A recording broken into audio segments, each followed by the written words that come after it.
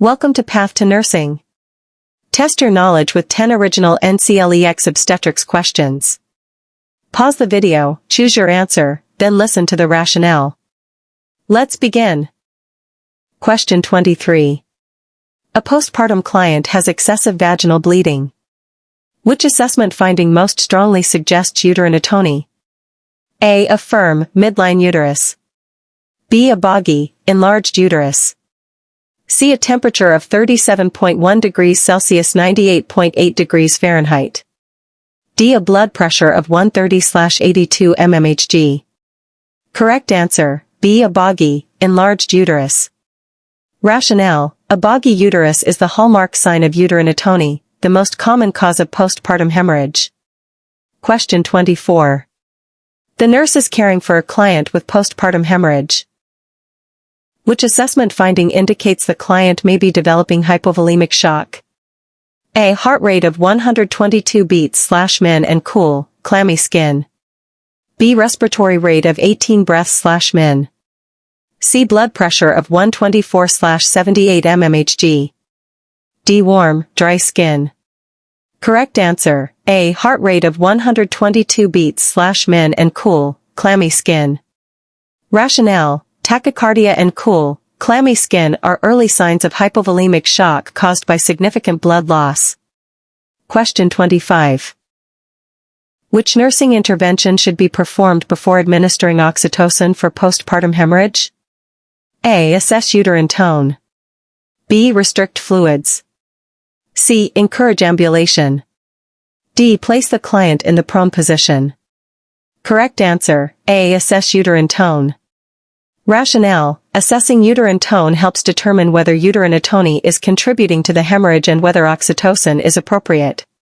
Question 26. A nurse identifies a firm uterus, but the client continues to have heavy vaginal bleeding. What is the nurse's priority action? A. Assess for vaginal or cervical lacerations. B. Massage the fundus continuously. C. Encourage breastfeeding. D. Reassess in 1 hour. Correct answer, A. Assess for vaginal or cervical lacerations. Rationale: persistent bleeding despite a firm uterus suggests trauma, such as vaginal or cervical lacerations, rather than uterine atony. Question 27. Which client is at greatest risk for postpartum hemorrhage? A. A client with twins delivered vaginally. B. A client with a singleton pregnancy at 39 weeks. C. A client who had a short labor. D. A client who breastfeeds immediately after birth. Correct answer, A. A client with twins delivered vaginally. Rationale: multiple gestation overstretches the uterus, increasing the risk of uterine atony after delivery. Question 28. The healthcare provider prescribes methylorgonavine for postpartum hemorrhage. Which assessment finding requires the nurse to question the prescription? A. Blood pressure of 168/104 mmHg. B. Heart rate of 88 beats/min. C. Temperature of 36.9 degrees Celsius 98.4 degrees Fahrenheit. D. Respiratory rate of 18 breaths/min. Correct answer, A. Blood pressure of 168/104 mmHg. Rationale: methylorgonavine is contraindicated in clients with hypertension because it can cause severe vasoconstriction and dangerously increase blood pressure. Question 29. Which statement by a postpartum client indicates an understanding of when to seek medical attention after discharge? A. I'll call my provider if I soak 1 pad in an hour. B. Heavy bleeding is normal for 2 weeks. C. Large clots are expected every day. D. I should avoid breastfeeding if I bleed. Correct answer, A. I'll call my provider if I soak 1 pad in an hour.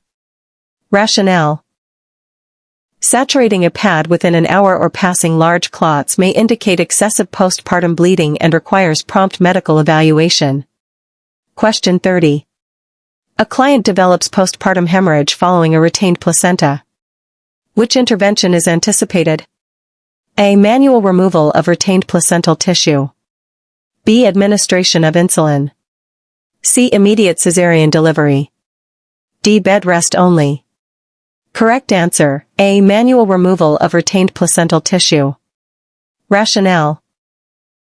Retained placental fragments prevent the uterus from contracting effectively. Removal of the retained tissue is often necessary to control bleeding. Question 31.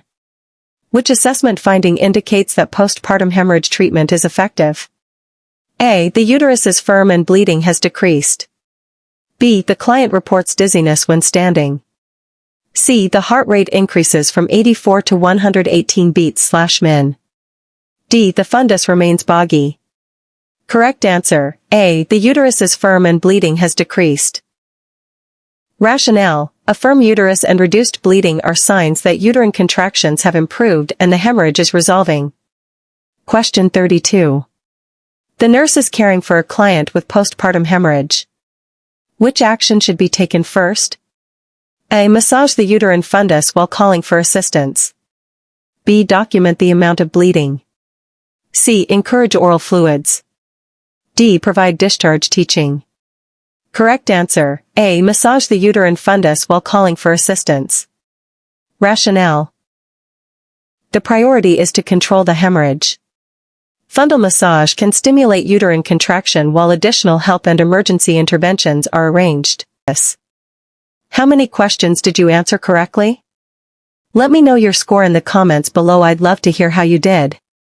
If you found this video helpful, please like, subscribe, and share it with a friend who's also preparing for the NCLEX. Remember, every question you practice brings you one step closer to becoming a confident and successful nurse.